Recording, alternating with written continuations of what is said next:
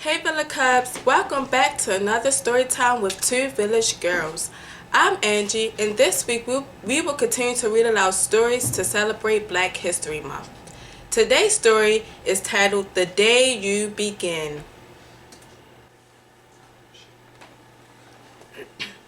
The Day You Begin by Jacqueline Woodson, illustrated by Rafael Lopez.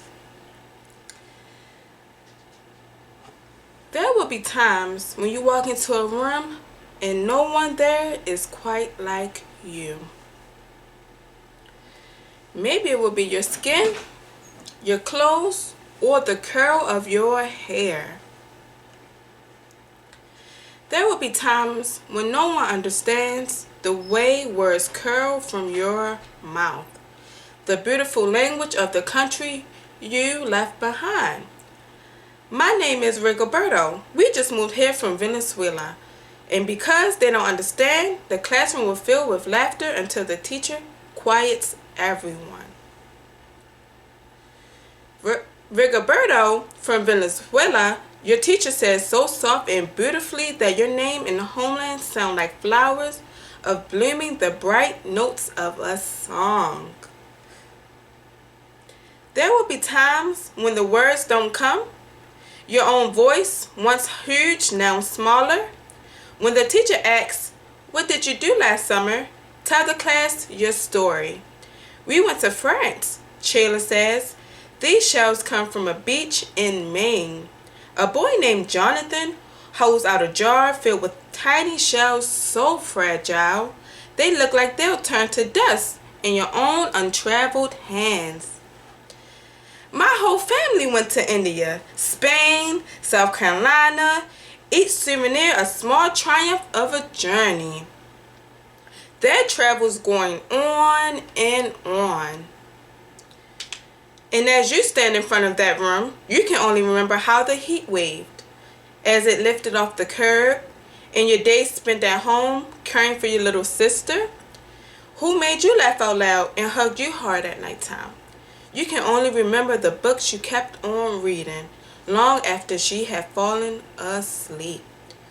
And in that room, where no one else is quite like you, you'll look down at your empty hands and wonder, what good is this when other students were flying and sailing and going somewhere?